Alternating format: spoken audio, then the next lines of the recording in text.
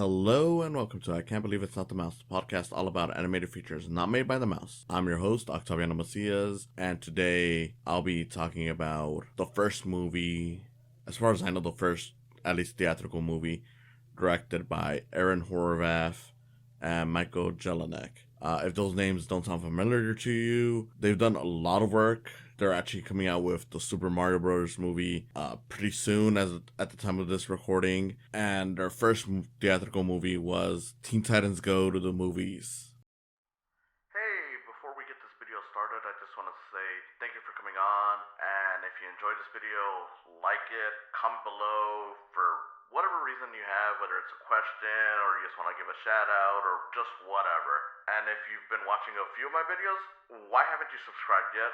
I mean, I'm sure some of you already have, but if you haven't, please consider subscribing. It won't hurt. It will get you more of my content. And if you really want to see some more stuff, ring that bell. Again, thank you for coming on, and I hope you enjoyed the video. Now, I know a lot of people have their issues with Teen Titans Go. It has become more beloved over the years. I mean, this show is at this point running at a decade. But yeah, there's still a lot of people who have issues with the show, and honestly, I mean, I kind of get why, but at the same time, I think a lot of people need to chill out. This is a show that, for the most part, has been hated by so many people because it's like, oh, this is supposed to be a parody of really realistically DC as a whole, but it's supposed to be like of the Teen Titans, and it's specifically using the designs and character, pretty much like the versions of the 2003 show, which a lot of people love. I love it too, but for me personally, I prefer Teen Titans Go. I just think it's a very smart, absurd comedy. It's pretty much SpongeBob mixed with Teen Titans. And in many ways, it's like the kids show version. And I say kids show kind of loosely because while it technically is targeted at kids, it's rated PG, and for a good reason. A lot of the jokes get very dark very quickly. But yeah, it's pretty much like a kids show version of shows like It's Always Sunny in Philadelphia or Aqua Teen Hunger Force. It's just, here's a bunch of assholes doing horrible things.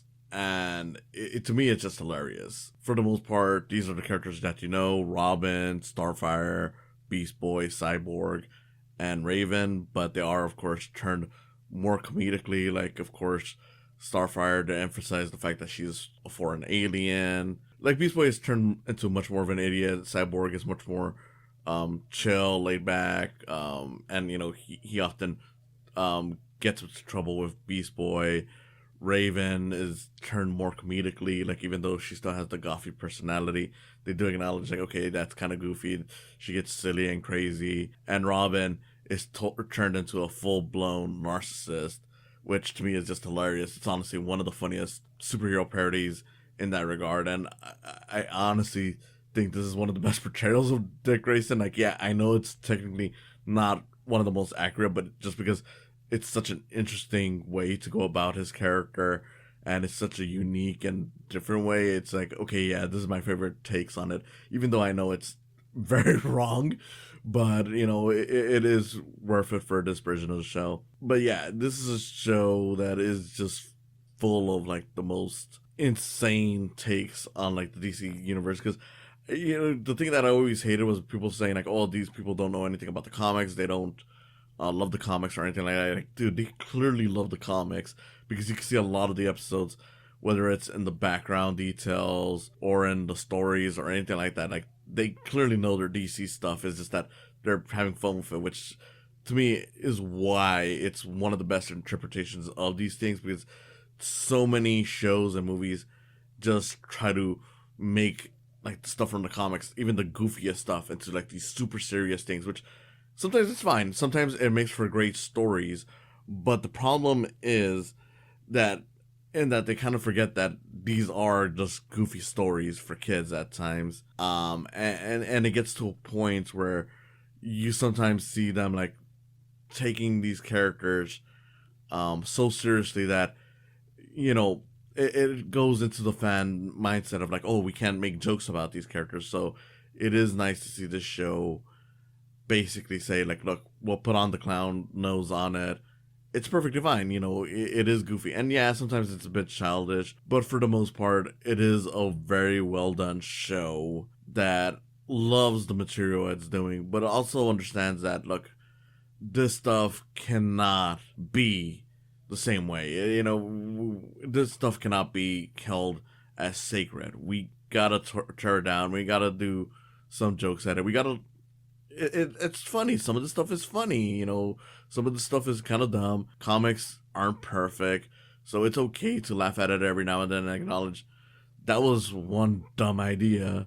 And again, it's coming from a place of love. I mean, a lot of people forget that these people, who have worked on the show have worked on other things. Like, I know at the very least, Michael Jelinek, prior to this, worked on Batman Brave and the Bold, which, if you've ever seen that, how much that loves the silly DC stuff.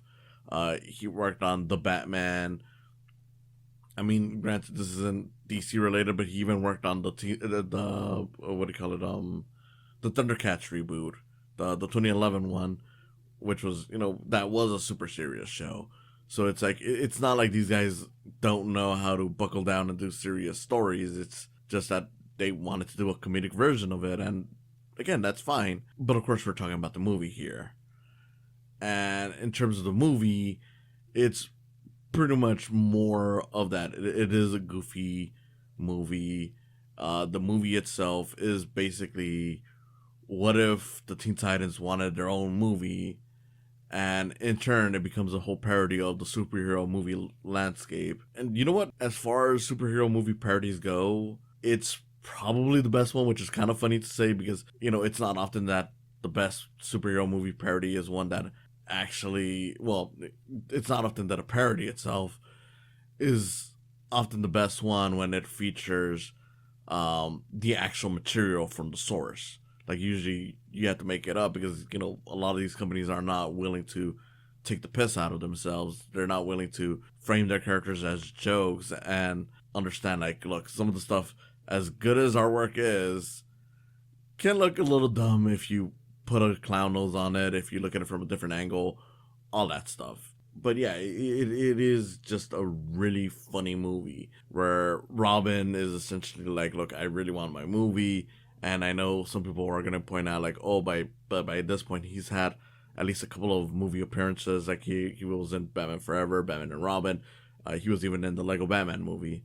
My argument to that is, like, well, that's still not a Robin movie. And even then, it still feels like an argument against Warner Bros. Where it's like, ever since Batman and Robin, they've just felt like, oh, we can't do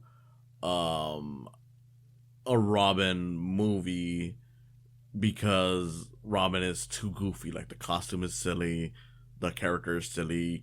It was, it was a disaster for us. Like, a lot of people just hated Batman and Robin, so we cannot do Batman and Robin or just Robin himself. We can't do a Dick Grayson movie or anything like that. We have to go serious. So it still works, even if, you got that technicality. But yeah, like, you got that.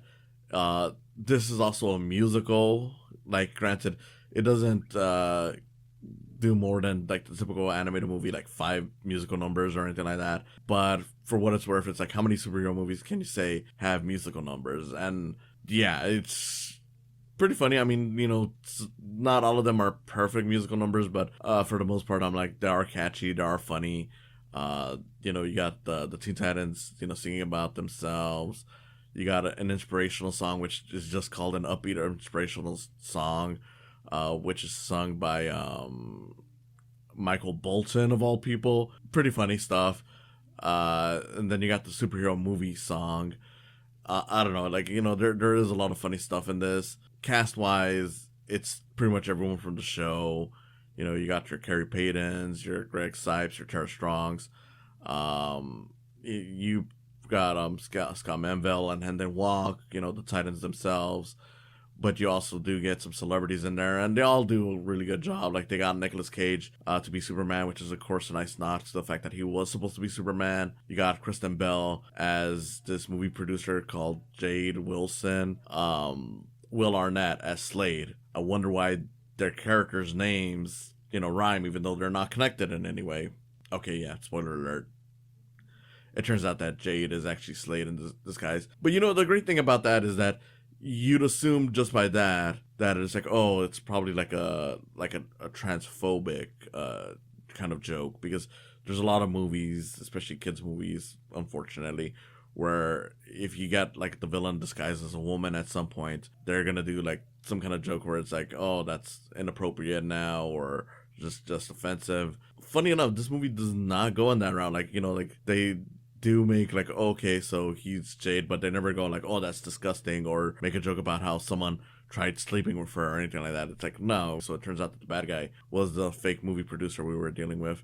Yeah, so kudos for that. It doesn't do anything gross or offensive or anything like that. It's just taken as is. It's just a big parody of the superhero movie landscape. It still remains the best one. Like, I know there was stuff like Deadpool, or I don't know if I would really call it a parody, but Megamind would I guess counts as one, or The Incredibles. I mean, they're more like homages, but they do take the piss out of superhero stuff. But I still think that this one does it well enough where it's like, okay, yeah, it fully acknowledges, like, okay, what if the world had superhero movies and superheroes actually existed in them? Okay, so, well, the superheroes end up starring in these movies, and of course end up getting busy with these movies, so they don't save the world as often as they used to. Oh, look, since of course by this point they already had Batman v Superman, you got like a Batman v Superman parody in this, where they acknowledge the whole Martha thing and acknowledge the flaw in it. Like, okay, but what about the dad?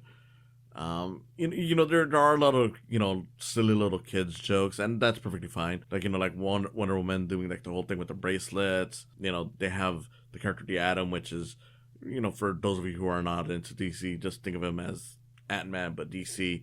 Not exactly that, but the whole shrinking thing. He's treated like a bug. Stan Lee makes a cameo in this, and it's hilarious because they even acknowledge, like, dude, you're in a DC movie. This is actually one of the last ones that he did, because this was back in 2018, so it was pretty much the summer before he passed away. So kind of sad, but it's still nice that even DC threw him a bone and they had fun with it. He had fun with it. It's just an hilarious little gag. But yeah, they make a lot of jokes in this regarding the whole superhero movie trend. Like, at the time there was a whole thing where DC was being mocked because like the cape on Superman was CG for Man of Steel and Batman v Superman. I'm not sure if Batman's was as well, but it wouldn't surprise me if there was a lot of CG on there.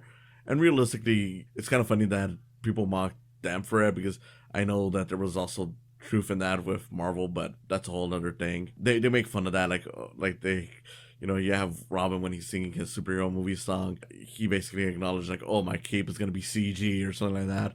So again, just a bunch of funny CG jokes on this. It's genuinely hilarious stuff.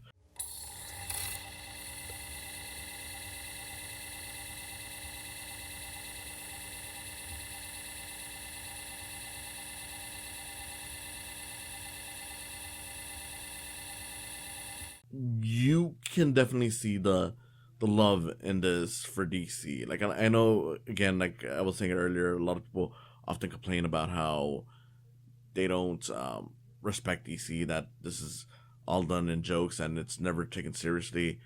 But you can see, like, whether it's the details in the background, like there's movie posters for various things, like basically, like they have a bunch of different superhero movie posters. They have like Aquamanatee, Batman v Joker, Yawn of Justice.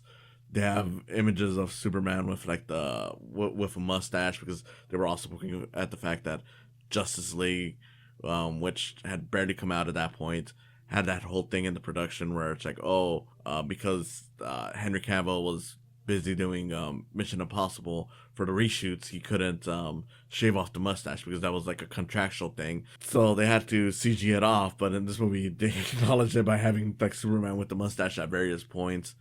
There's a lot of stuff in the background. Like, I know you can find stores that are based like on dark side, like apocalypse, just jokes upon jokes. And then there's characters that you can see in the background. Detective Chimp is never mentioned by name in this movie. You didn't see Detective Chimp wandering around.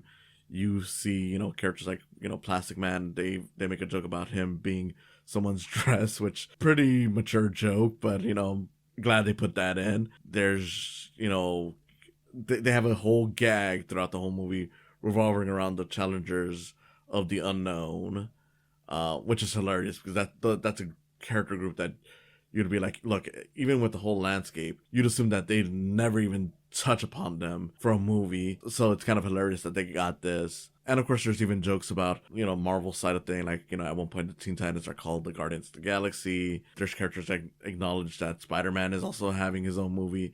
A bunch of silly stuff that is just hilarious. And I don't want to make it sound like I'm only talking about the stuff that made me laugh, but it's like all this stuff just shows like, yes, they really do have a love for this, and it's hilarious that they bring all of this in, and it's really well done with the animation on that because, granted, while the character designs are pretty much straight from the show, so there are its limitations. The movement is a big step up from what you would get from a TV production. The colors are a big step up, even though it doesn't do the full shadow thing that you see with a lot of these movies that are based on shows, but you do get like different color palettes for like the time of day, the time of night, the lighting, everything like that. It's just that they don't add as many shadow tones like how you would see on it, how you see shadows on me. You don't get that, but it's perfectly fine. The backgrounds are very well done. They're nicely colored, very detailed. It's very, because not to insult the show, but there's no denying that it's a little flat, if not very flat, when it comes to a lot of the detail that you see in the background. But with this movie, it pops a lot. You see everything just coming through, and it looks great. Yeah, like when I saw this on the big screen, because I did see this on the big screen, even though I know a lot of people didn't. Not because they weren't fans for this. It's just that, they put it out in the worst possible time. It was like late in July. I don't know if the marketing on this was all over the place. I mean, I'm sure it was enough to get the kids in there, but it's a common thing with a lot of these TV movies where it's like a lot of people just choose to avoid seeing it because it's like, well, we already see the show. And you need to really build up that interest and that audience. Like, if this came out today, I don't know if it would do any better, but it might do a little bit better just because, granted, even by that point, like, it was like 5 years into the show's life, there was fans for it, but, given that now it's hitting the decade, you're probably going to get a lot more nostalgia for it. I don't know, it kind of worked for the Simpsons movie and even the second SpongeBob movie where, with more of the nostalgia built in, it definitely got its audience there, but again, who knows? It all also depends on the marketing and the timing. It was definitely something where it's like watching it in the big screen was definitely nice. It was just a fun experience, and just seeing 2D again, because of course 2D is not that common to get in theaters anymore, which sucks because it's just always nice to look at.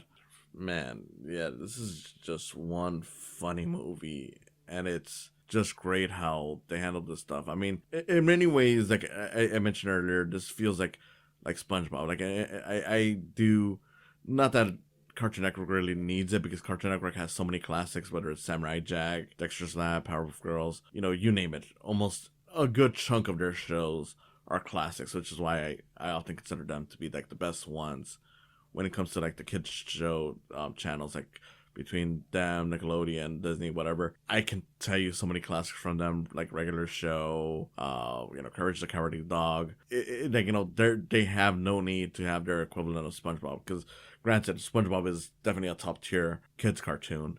It's one of the things that puts Nickelodeon close to the top. They're not there because they have a lot of shows that I just do not care for. But SpongeBob is so strong that it's like, okay, yeah, this thing, at least for me, takes down even a lot of the stuff that I loved from Cartoon Network. This thing gets close just because of the absurdism, the anarchic feeling in the show. Like it really delves into like the crazy stuff. Thinking about the animation, like even with this movie, It doesn't just rely on just like how the show looks like. Like they do different art styles for like when they do like the inspirational song.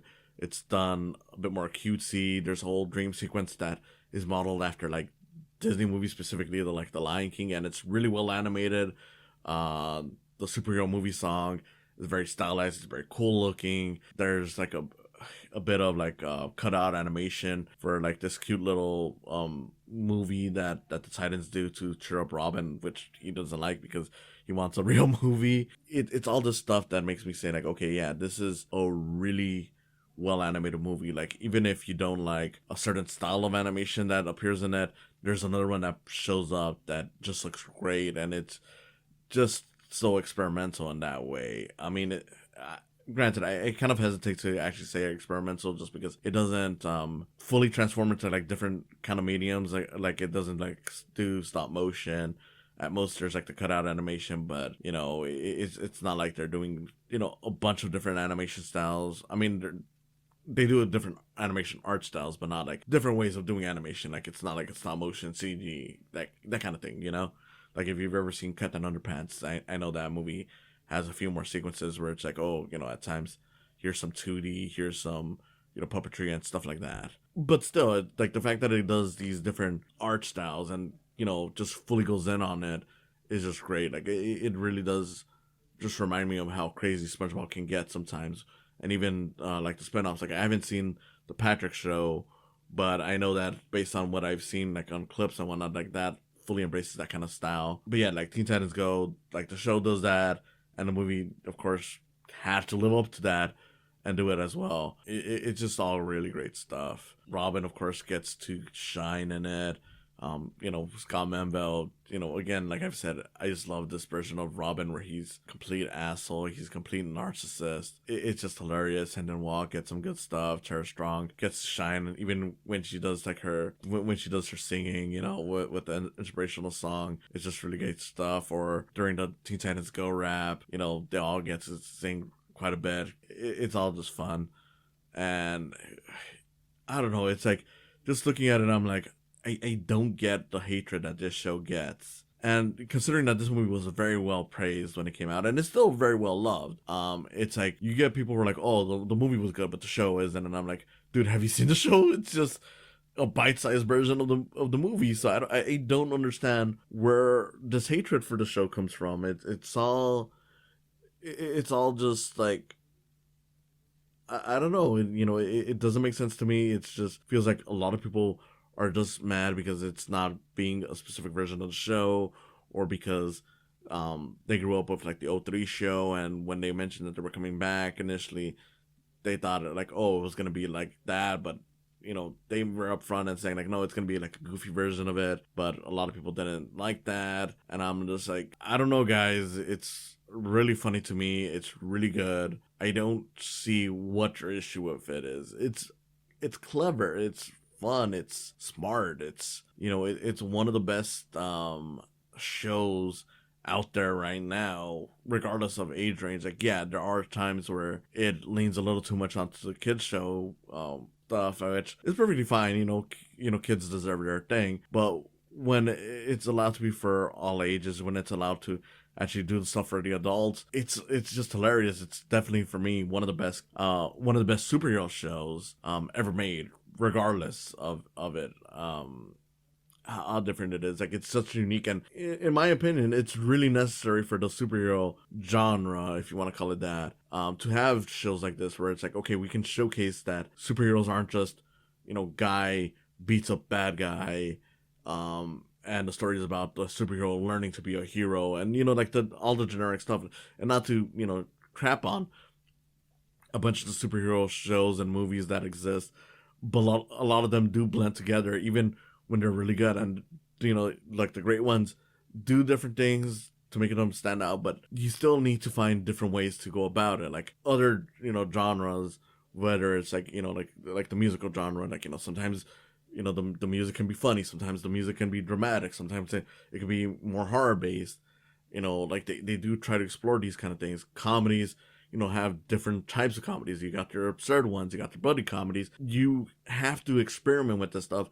So seeing this show that is a superhero show but does things very differently is why I just really appreciate it, because it's like, look, there's nothing quite like it in the superhero community, especially for like for shows and movies, and it's something that we need more of, because when you read the comics, that the comics have already allowed for very different interpretations of these characters that aren't just like how the movies portray them. So I don't see why doing that as a show is a problem. And again, with this movie, it's just like it does it perfectly to me. It's just a really fun time, and it's just like, look, just looking at it, I'm like, yeah, like the Mario movie has good directors on board. If they love Mario as much as they love comics, you're gonna get a lot of good references, but you're also gonna see like a lot of good detail to it. Of course, with Mario, it looks like it's gonna be a little more straightforward, so it's not like oh, we're gonna see like a parody of Mario. Like we're gonna see Mario being a jerk to Luigi, or we're gonna see Peach, pointing out how many times she's been kidnapped or stuff like that. Like it looks nothing like that. It looks more like a straightforward version of it, but having that humor in there and that love for the references showcases that, yeah, what they carried here, they carried over to that. Like, granted, I don't know whether or not they have a deep love for Mario or if it's just a matter of research, but, if they have a deep love for Mario, great. If they had to do the research on it, to me, it's just even better. Like, okay, it shows that these guys do put in the homework to get what they want. Because, yeah, again, like, Michael Jelenic previously did Batman Brave and the Bold, which, that one was also kind of comedic, but it was also a more serious version of like what Teen Titans Go would do, but it would have a lot of love for the comics, whether it was actual references to old Silver Age comics or character designs or just stuff like that. I don't know. It's definitely just like, yeah, it's in good hands, because this is a great. These people have done their work, and Teen Titans Go to the movies, to me, easily one of my favorite DC movies. One of the best superhero movies of the last few years. One of the best superhero movies, period. Like, I would definitely rank it within the top 20, top 15, maybe even top 10. I would definitely have to, sit down someday and see where I would put it at. But it would definitely be on the higher end of superhero movies, because it's such a great time, whether you're watching it on a big screen or at home. Like, of course, not all jokes land, but the jokes that do land are so good, especially seeing how much we're in the superhero culture. Like, granted, who knows if we're still there. It might be moving away towards that, because, well, I don't want to say that superhero movies haven't done well over the last few years. It seems like they've kind of stopped doing as well as they used to, and it could be the pandemic, it could be a number of factors, but I'm not ruling out that maybe people are moving away from superhero movies being the dominant thing.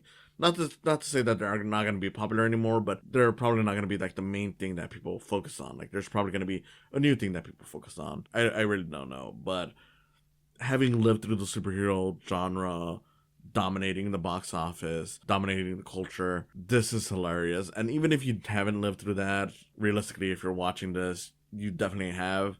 But even if you haven't, like if you're watching this years into the future and superheroes are definitely no longer that popular thing, like we only get one that's really big and everything else is like, oh, every now and then, this is still a very funny movie. It just has that little bit that makes it even funnier. Like any great parody, you don't have to be there to, or you don't have to fully understand what it's lampooning to find it funny, but when you do, it's an incredible masterpiece. Thank you for listening, and I hope to see you again next time. Teen Titans Go to the movies. Because if Aquaman can get a movie, anyone can.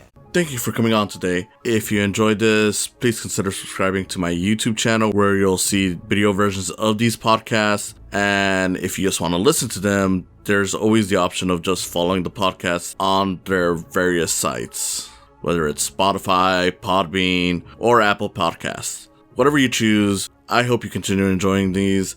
And if you want to support me even further than that, there's always the option of Patreon.